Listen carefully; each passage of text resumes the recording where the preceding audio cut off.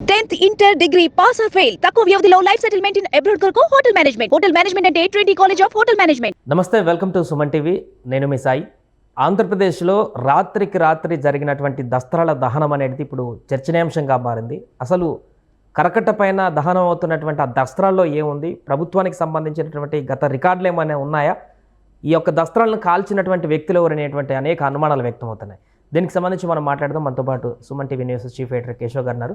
కేశవ్ గారు నమస్తే. నమస్తే సార్. సో చంద్రబాబు గారు సీఎం అవ్వగానే అందరు అధికారులకు ఆదేశాలు ఇచ్చారు, అన్ని ఫైల్స్ అన్నీ కూడా అలానే ఉండాలని చెప్పేసి. కానీ ఈరోజు పూర్తిగా చాలా వరకు బస్తాల కొద్ది దస్తాలు కాలుతున్నటువంటి పరిస్థితి కరకట్ట దగ్గర. అసలు ఆ దస్త్రాల్లో ఏముంది, ఆ కాల్చివేత వెనక ఎవరున్నారు? చంద్రబాబు నాయుడు గారు సీఎం అనేటువంటి పొజిషన్ రాకముందరే ఈ దహనం అనేటువంటి ప్రక్రియ మొదలైంది. మనం ఎలక్షన్ రిజల్ట్స్కి ముందర, అంటే పోలింగ్ అయిన తర్వాత ఎలక్షన్ ఫలితాలు రావడానికి ముందర చూస్తే కనుక బహుశా 13వ తారీఖున ఓటింగ్ అయింది. 4వ తేదీ, జూన్ 4వ తేదీ రిజల్ట్స్ వస్తుంది.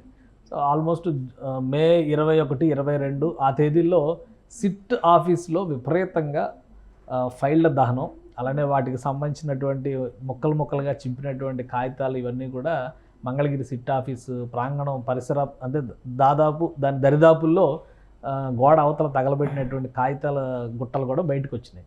సో అది ఒకవేళ గవర్నమెంట్ మారితే కొన్ని కేసులకు సంబంధించి, ముఖ్యంగా సిట్ ఆఫీస్ ఇన్వెస్టిగేట్ చేసినటువంటి కేసులన్నీ చంద్రబాబు నాయుడు గారికి, లోకేష్కి, అలానే ఇంకొంతమంది రాజకీయ నాయకులకు సంబంధించి కొల్లు రవీంద్ర ఇట్లాంటి వాళ్ళకి సంబంధించి ఇచ్చినటువంటి నోటీసులు, అరెస్టులు, వారెంట్లు, గొడవలు ఈ అన్నిటికి సంబంధించి ఉన్నాయి.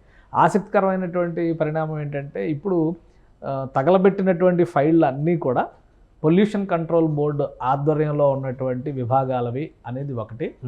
రెండోది గనుల శాఖకు సంబంధించినటువంటి అంశాలు కూడా ఇందులో, దానికి సంబంధించినటువంటి దస్త్రాలు కూడా ఈ తగలబెట్టినటువంటి వాటిలో ఉన్నాయి. కొన్ని ఫైళ్ళు ఇంకా తగలబడలేదు, సగం కాలుతుండగానే కొంతమంది స్థానికులు గుర్తించారు. ఎందుకంటే రాత్రి వేళ తగలబెట్టారు, మంట పెద్దగా వస్తుందనగానే పరిస్థితి, విజయవాడ పరిసర ప్రాంతాల్లో ఎండ వేడి మనకు తెలుసు, వర్షం పడినప్పుడు పెద్దగా ఇబ్బంది ఉండకపోవచ్చు. కానీ బట్ పక్కన ఉండేటువంటి పూరిగుడిసెలు లాంటివి ఏమైనా తగలబడి అంటే పెను అగ్ని ప్రమాదంగా మారేటువంటి ప్రమాదం ఉంటుంది. కాబట్టి చుట్టుపక్కల వాళ్ళందరూ అలర్ట్ అయి పట్టుకునే ప్రయత్నం చేసేసరికి తీసుకొచ్చిన వాళ్ళందరూ పారిపోయారు. స్థానిక ఎమ్మెల్యేకి, పోలీస్ స్టేషన్కి ఇన్ఫర్మేషన్ ఇచ్చారు. అందులో కొన్ని కాలినటువంటి ఫైల్స్లో కూడా చాలా క్లియర్గా కనిపిస్తున్నాయి. అప్పటి గనుల శాఖ మంత్రి పెద్దిరెడ్డి రామచంద్రారెడ్డి గారి ఫోటోతో ఉన్నటువంటి కొన్ని దృశ్యాలు, అలానే పొల్యూషన్ కంట్రోల్ బోర్డు విజిలెన్స్కి వచ్చినటువంటి ఒక ఫైల్ అయితే కంప్లీట్గా విశాఖపట్నంలో ఎయిర్ పొల్యూషన్కి సంబంధించినటువంటి నివేదిక. అంటే అందులో ఏమి అభ్యంతరకరమైనటువంటి అంశాలు ఉన్నాయి, ఎందుకు ఇంత హడావుడిగా ఆదరాబాదరగా తగలబెట్టారు అనేది కూడా చాలా ఆసక్తికరంగా మారుతుంది. ఇందులో మనం ఒక 2 విషయాలు గమనించాలి. ఇప్పుడు పొల్యూషన్ కంట్రోల్ బోర్డు చైర్మన్గా నిన్న మొన్నటి వరకు ఉన్నటువంటి సమీర్ శర్మ గారికి గత ప్రభుత్వానికి అవినాభావ సంబంధం ఉంది. ఇంకా చెప్పాలంటే చాలా అన్యోన్య బంధం ఉంది. ఎందుకంటే ఆయన 2022లో బహుశా ఆయన టెన్యూర్ కంప్లీట్, ఆయన చీఫ్ సెక్రటరీగా చేశారు. ఆంధ్రప్రదేశ్కి చీఫ్ సెక్రటరీగా చేసి రిటైర్మెంట్ అయిపోయేటువంటి క్రమంలో ఆయనకు ఒక స్పెషల్ పోస్ట్ క్రియేట్ చేసి అడిషనల్ చీఫ్ సెక్రటరీ హోదా కల్పిస్తూ పొల్యూషన్ కంట్రోల్ బోర్డుకి చైర్మన్ పొజిషన్ ఇచ్చారు ఆయన. సో అంటే గవర్నమెంట్తో మంచి సంబంధాలు ఉన్నాయనడానికి ఎంతకంటే ఎక్కువ ఇండికేషన్స్ అవసరం లేదు. సో అక్కడ తగలబెట్టినటువంటి ఫైల్స్లో వచ్చిన కొన్ని డాక్యుమెంట్స్ని బట్టి చూస్తే విశాఖలో ఎయిర్ పొల్యూషన్కి సంబంధించి మనం ఒక విషయం గమనిస్తే, విశాఖ స్టీల్ ప్లాంట్ గురించి గత 10-15 రోజులుగా ఒక చర్చ నడుస్తుంది. స్టీల్ ప్లాంట్ని తీసేసి అక్కడ రాజధాని కట్టాలి అనేటువంటి చర్చ గత ప్రభుత్వం ఆలోచన చేసింది అనేది అందులో ప్రధానమైంది. అది కూడా చీఫ్ సెక్రటరీ స్థాయిలో పనిచేసినటువంటి ఎల్వి సుబ్రహ్మణ్యం గారు చేసినటువంటి ఆరోపణ. రెండోది ఎల్జీ పాలిమర్స్ అని చెప్పని ఒక సంస్థ ఉంది. ఆ సంస్థ విడుదల చేసినటువంటి lithium gas, methane gas, so దాని వలన జరిగినటువంటి ప్రమాదంలోనే విశాఖలో ఒక పెద్ద ఉత్పాతం జరిగింది, మనకు గుర్తుండే ఉంటుంది. జగన్మోహన్ రెడ్డి గారు వచ్చిన ఏడాదిలో జరిగినటువంటి దుర్ఘటన, చనిపోయిన తెల్లవారుజామున చనిపోయిన వాళ్ళకి ₹1 పరిహారం ఇచ్చారు. అది కూడా చాలా గొప్పగా ఇచ్చారు. అంటే పరిహారం ఇచ్చేటువంటి విషయంలో కూడా అనూహ్యమైనటువంటి పరిహారం. ఆ సమయంలో ఎవరో కూడా ఊహించి ఉంటారు. బహుశా ఒక 20 లక్షలు ఇస్తారు, 30 లక్షలు ఇస్తారు, లేదు 10 లక్షలు ఇస్తారు, 50 లక్షలు ఇస్తారు అనుకోండి. బియాండ్ ద లైన్స్ వెళ్ళి ఆయన ₹1 వాళ్ళకి పరిహారం ఇచ్చినటువంటి పరిస్థితి ఉంది. సో ఇవన్నీ చూస్తే విశాఖ చుట్టుపక్కల జరిగినటువంటి కొన్ని వ్యవహారాలకు సంబంధించినటువంటి ఆనవాళ్ళు కానీ, దానికి సంబంధించినటువంటి నివేదికలు కానీ ఈ దస్త్రాల్లో ఉన్నట్టుగా సంకేతాలు కనిపిస్తున్నాయి. విశాఖ ఎయిర్ పొల్యూషన్ పైన చేసినటువంటి ఒక రిపోర్ట్నే తగలబెట్టేశారు. సో అది ఎందుకు తగలబెట్టారు అనేది కూడా తేలాల్సినటువంటి అంశం. సో గనుల శాఖకు సంబంధించినటువంటి ఫైల్స్ చాలా ఉన్నాయి. గనుల శాఖ అటవీ శాఖ ఇవన్నీ ఇప్పుడు ఎవరు చూస్తున్నారు, అప్పుడు ఎవరు చూశారు, ఇది చాలా ఇంపార్టెంట్. ఇప్పుడు మీరు ఒక విషయం అబ్జర్వ్ చేస్తే గనుల శాఖ కొల్లు రవీంద్ర గారి పరిధిలో ఉంది. ప్రస్తుతం కొల్లు రవీంద్ర గారు కూడా యాక్టివ్గా ఆయన మినిస్ట్రీలో ఉన్నటువంటి గతంలో జరిగినటువంటి వాటిపైన ఫోకస్ పెడుతున్నారు. దానికంటే ఎక్కువగా పొల్యూషన్ కంట్రోల్ బోర్డు వచ్చేసి పర్యావరణ విభాగం అంటే పవన్ కళ్యాణ్ గారి కంట్రోల్లో ఉంది. గత కొద్ది రోజుల క్రితం పవన్ కళ్యాణ్ గారు 3 రోజుల క్రితం చేసినటువంటి ఒక ప్రకటన, కాకినాడలో చేసినటువంటి ఒక ప్రకటన చూస్తే నేపాల్లో ఎర్రచందనం దొంగలను పట్టుకున్నారు పోలీసులు. దాని ఆనవాళ్ళు ఎక్కడున్నాయనేది అన్వేషణ చేస్తే ఇక్కడ మన చిత్తూరు జిల్లాలో తిరుపతి దగ్గర తేలింది. అందులో ఎవరున్నారని ఇద్దరు తండ్రి కొడుకుల పేర్లు కూడా చెప్పారు ఆయన. అదే పెద్దిరెడ్డి రామచంద్రారెడ్డి గారు నేతృత్వం వహించినటువంటి శాఖలకు సంబంధించినటువంటి ఫైల్స్ అన్నీ కూడా ఈరోజు తగలబడి నడివీధిలో కనిపించినటువంటి దృశ్యాలు. సో ఏం జరిగింది గత ప్రభుత్వ హయాంలో, ఏ రకమైన ఇంకా ఆసక్తికరమైన విషయం ఏంటంటే ఇవాళ కడప జిల్లాలో ఎర్రచందనం దొంగలను పట్టుకున్నారు. చాలా కాలం తర్వాత బహుశా మనం ఒక 3-4 ఏళ్ల తర్వాత చూస్తున్నట్టున్నాం ఎర్రచందనం దొంగలు. ఇదివరకు ప్రతి సందర్భంలో వచ్చేవి, కనీసం ఒక 3 నెలలకు ఒకసారి అన్నా కానీ ఎక్కడో దగ్గర లోడ్లు లారీలు దొరికేవి.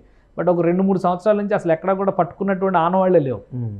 2 రోజుల క్రితం మొదటిసారిగా తిరుపతి కోర్టు, బహుశా తిరుపతి కోర్టు అనుకుంటా, ఒక ఎర్రచందనం అక్రమంగా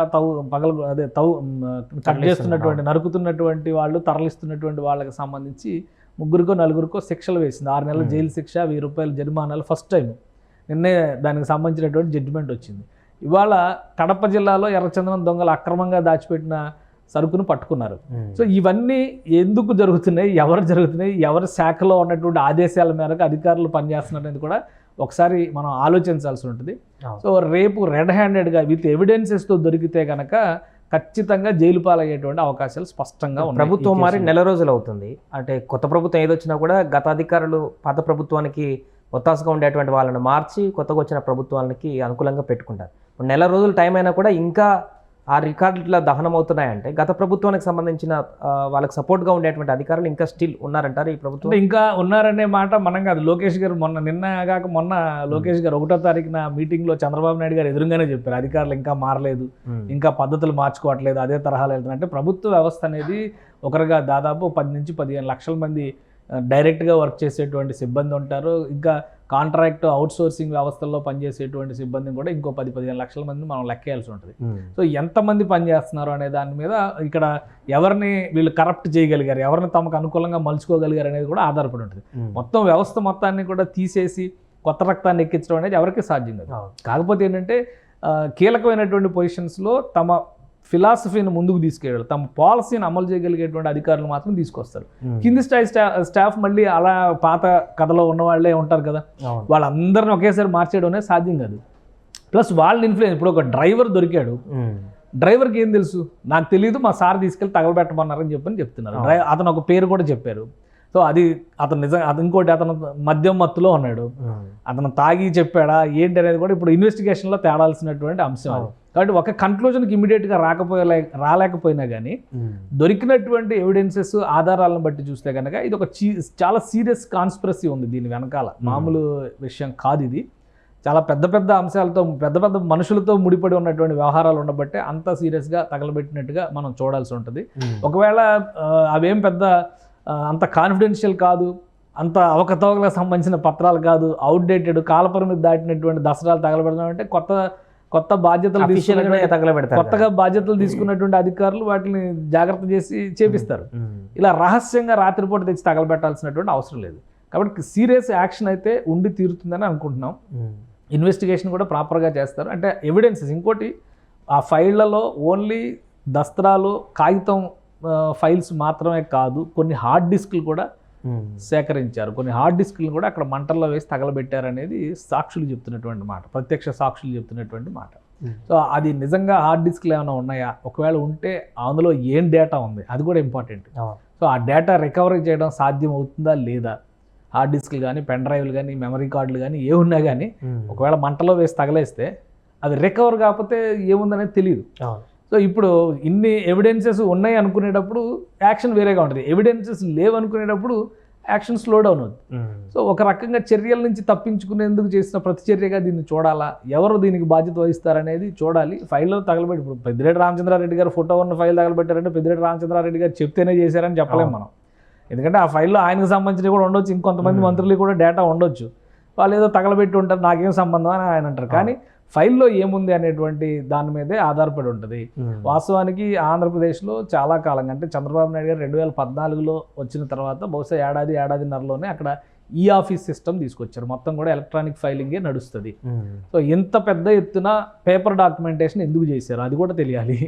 సో ఆ డాక్యుమెంటేషన్ చేయడానికి రీజన్స్ ఏంటి, వాటిని ఇప్పుడు ధ్వంసం చేయడానికి రీజన్స్ ఏంటి, ఇవన్నీ కూడా బయటికి రావాల్సినటువంటి అంశాలు. ఏదైనా కానీ ప్రభుత్వం మారిన తర్వాత, ప్రభుత్వం మారుతుందని సందేహం వచ్చినప్పుడు, మారిన తర్వాత ఇప్పుడు కూడా ఇంకా రిజల్ట్ వచ్చి కరెక్ట్గా 4 రోజులు రిజల్ట్ వచ్చి, వీళ్ళు బాధ్యతలు స్వీకరించడానికి ఇంకో వారం రోజులు టైం తీసుకున్నారు, కానీ రిజల్ట్ వచ్చి సరిగ్గా 4 రోజులు అవుతుంది. 4 రోజులు గడిచినా కానీ ఇలా మీరు అన్నట్టుగా కార్యాలయాల్లోంచి ఫైళ్ళు బయటకు తీసుకొచ్చి యథేచ్ఛగా తగలబెట్టేటువంటి వాతావరణం ఉంది అంటే అడ్మినిస్ట్రేషన్ ఎంత స్ట్రాంగ్గా ఉంది, ఎంత విజిలెంట్గా ఉంది అనే దానికి కూడా ఇక్కడ ప్రశ్నార్థకమైనటువంటి అంశం ఒకటి కనిపిస్తుంది. ఒకవైపు పవన్ కళ్యాణ్ గారు పర్యావరణ శాఖ మీద, అలానే అటవీ శాఖ మీద విస్తృతంగా సమీక్షలు జరుపుతున్నారు, తనిఖీలు చేస్తున్నారు. ఆయన మంత్రులు కూడా నాదెళ్ల మనోహర్ గారు పట్టుకున్న విషయాలు కానీ, గోడౌన్లో బ్లాక్ మార్కెటింగ్కి సంబంధించినటువంటి రైస్ ఎగుమతులకు సంబంధించినటువంటి అంశాలు కానీ, ఇవి కూడా చాలా సీరియస్ ఎలిగేషన్స్. అలానే టూరిజం శాఖ పరిధిలో జరిగినటువంటి అక్రమ నిర్మాణాలకు సంబంధించినటువంటి అంశాలు కానీ, వీటన్నిటికీ సంబంధించి అసలు ఫైల్ ప్రాసెసే లేదంటున్నారు. సో ఫైల్ ప్రాసెస్ లేకుండా జరిగినటువంటి అంశాలపైన చర్యలు ఏ విధంగా ఉంటాయి, అది కూడా ఆ సంబంధిత శాఖ క్లారిఫై చేయాల్సినటువంటి అవసరం ఉంది.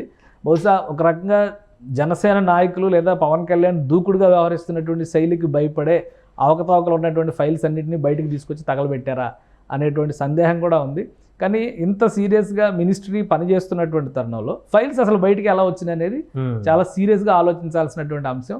ఇప్పటికే చాలా నామినేటెడ్ పోస్టులు అన్నింటిలో రిజిగ్నేషన్స్ ఇచ్చారు, వాళ్ళు పదవుల నుంచి తప్పుకున్నారు. సమీర్ శర్మ గారు కూడా ఆ పదవి నుంచి తప్పుకున్నారు, కానీ ఆయన ఆదేశాల మేరకు తగలబెట్టామని చెప్తున్నారు. సో పదవి నుంచి తప్పుకున్న వారి ఆదేశాలను ఇంకా అమలు చేసేవారు అక్కడ ఉన్నారా, అది ఏంటి అనేది బయటికి తీసుకురావాల్సినటువంటి అవసరం అయితే ఆ సంబంధిత శాఖ మీద చాలా స్పష్టంగా కనిపిస్తుంది. Right sir. అది ప్రస్తుతం కరకట్ట వద్ద నెలకొన్నటువంటి దస్త్రాల దహనానికి సంబంధించిన అంశం అయితే రాష్ట్ర వ్యాప్తంగా సంచలనంగా మారింది. అసలు ఆ దస్త్రాలని కాల్చమని చెప్పింది ఎవరు, అంత భారీ ఎత్తున దస్త్రాలని కాల్చడానికి గల కారణాలు ఏంటి, ఆ దస్త్రాలలో ఎలాంటి లొసుగులు ఉన్నాయి, వివరాలు ఉన్నాయి అనేటువంటి విషయం అయితే ఇప్పుడు విచారణలో బయటకు వచ్చేటువంటి అవకాశం కనిపిస్తుంది. సుమన్ టీవీలో మీ పర్సనల్ అండ్ బిజినెస్ ప్రమోషన్స్ కోసం కింది నెంబర్కి కాంటాక్ట్ చేయండి.